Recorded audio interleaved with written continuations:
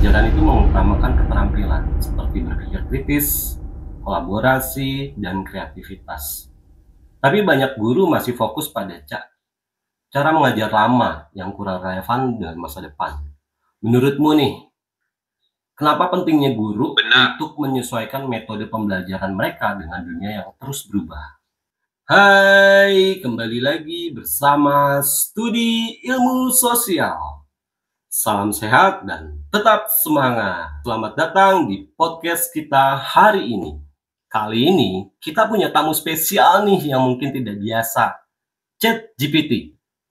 Sebuah kecerdasan buatan yang sering digunakan untuk mendukung pembelajaran di sekolah. Banyak dari kita tahu bahwa teknologi berkembang pesat.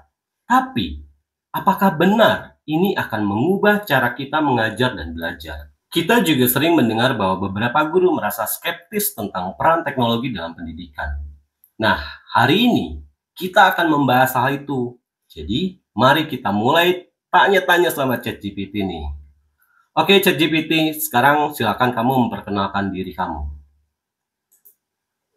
Baik, terima kasih. Nama saya ChatGPT, sebuah AI yang dirancang untuk membantu dalam berbagai hal, termasuk pendidikan. Saya bisa menjawab pertanyaan, memberikan penjelasan, dan membantu mencari informasi. Senang bisa ada di sini. Baik, panggilan akrabmu apa ya? Kamu bisa panggil saya ChatGPT. Nama itu cukup akrab, kan? Oke, thank you. You're welcome. Sekarang saya ingin mengajukan pertanyaan kepada Anda. Ini terkait dengan kondisi pembelajaran saat ini. Di era serba digital, silakan. Di era serba digital ini, pembelajaran juga mulai berubah. Menurut Anda, bagaimana kondisi pembelajaran saat ini? Apa saja tantangan yang dihadapi guru untuk mengikuti tuntutan zaman dan mendukung pembelajaran abad 21? Saat ini, pembelajaran memang banyak beralih ke format digital dengan penggunaan perangkat seperti komputer, tablet, dan aplikasi pembelajaran online. Tantangannya bagi guru antara lain, pertama, akses dan keterampilan teknologi. Tidak semua guru memiliki akses ke teknologi terkini atau merasa nyaman menggunakannya. Kedua, pembelajaran jarak jauh. Menjaga siswa tetap terlibat dan termotivasi dalam lingkungan virtual bisa menjadi sulit. Ketiga, personalisasi pembelajaran.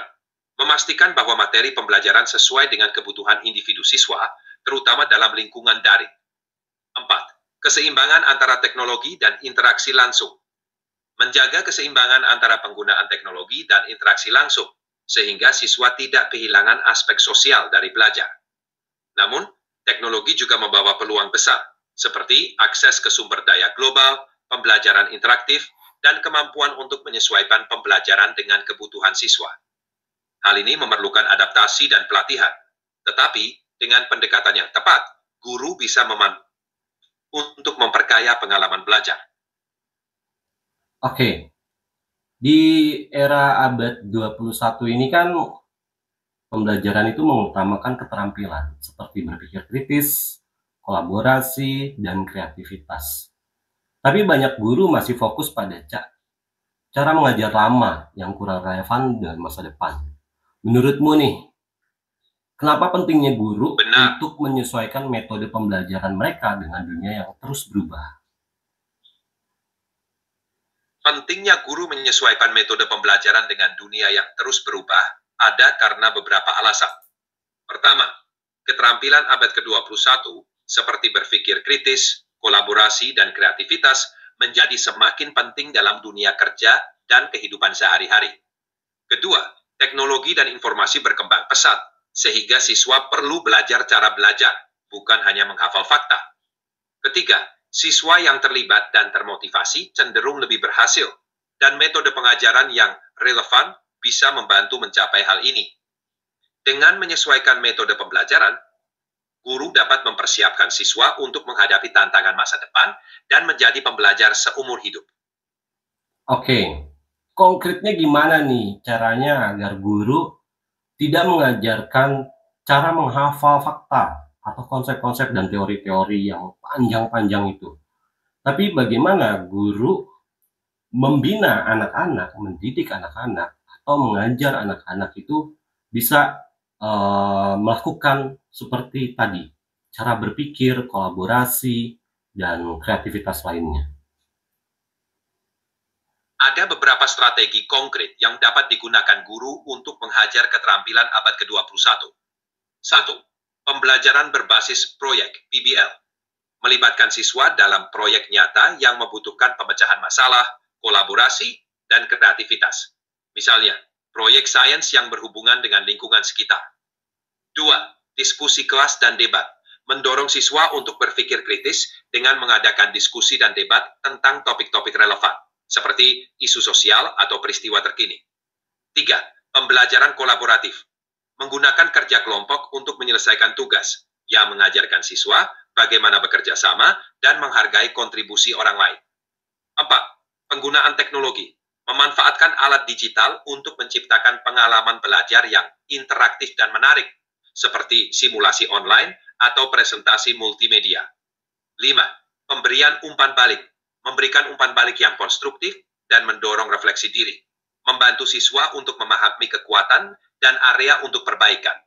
Dengan menggunakan strategi ini, guru dapat membina keterampilan yang lebih dalam daripada sekadar hafalan, sehingga mempersiapkan siswa untuk sukses di masa depan. Oke, karena ini terkait dengan skeptisismenya guru terhadap AI atau Anda sendiri, ChatGPT gitu, bagaimana contoh AI bisa membantu siswa berpikir lebih kritis dan inovatif? AI dapat membantu siswa berpikir kritis dan inovatif melalui berbagai cara. Misalnya, AI dapat memberikan skenario simulasi yang kompleks, seperti situasi lingkungan atau sosial, yang menantang siswa untuk menganalisis data, mengevaluasi opsi, dan membuat keputusan berdasarkan bukti. Selain itu, AI juga bisa mempersonalisasi pengalaman belajar, memberikan tantangan yang sesuai dengan kemampuan dan minat siswa. Dengan umpan balik langsung dari AI, siswa bisa melihat konsekuensi dari tindakan mereka dan belajar dari kesalahan mereka dalam lingkungan yang aman untuk eksperimen. AI juga bisa membantu dalam menganalisis tren dan pola dalam data, yang dapat mendorong siswa untuk menggali lebih dalam dan menemukan solusi inovatif. Dengan cara ini, AI dapat menjadi alat yang kuat untuk mendorong pemikiran kritis dan inovasi di kalangan siswa. Oke. Ada lagi yang ingin ditanyakan? Oke, banyak guru merasa ragu nih. Saya siap. Banyak guru merasa ragu atau bahkan khawatir dengan kehadiran Anda nih di kelas. Bahkan ada beberapa kasus yang ketika guru memberikan ulangan secara online di Google Classroom, banyak juga siswa yang kemudian mereka dengan curang gitu memanfaatkan Anda untuk mencari jawaban. Nah, bagaimana cara ngatasi itu? Itu memang tantangan dalam penggunaan AI dalam pendidikan. Untuk mengatasinya, guru bisa fokus pada pemahaman yang menuntut pemahaman mendalam, bukan sekadar jawaban faktual. Ini mempersulit siswa untuk hanya mengandalkan AI. Kedua, ujian lisan atau praktik. Gunakan metode penilaian yang sulit untuk dicontek, seperti ujian lisan atau proyek praktik. Ketiga, pengawasan lebih ketat. Saat ujian online, tingkatkan pengawasan atau gunakan alat yang dapat mendeteksi kecurangan. 4. Edukasi tentang etika. Ajarkan siswa tentang etika penggunaan teknologi dan pentingnya kejujuran akademik. 5. Kombinasi metode dari berbagai metode penilaian untuk mengurangi ketergantungan pada satu jenis tes. Dengan pendekatan ini, guru bisa memanfaatkan teknologi seperti AI untuk mendukung pembelajaran sambil tetap menjaga integritas akademik. Semoga bermanfaat. Salam sehat dan tetap semangat.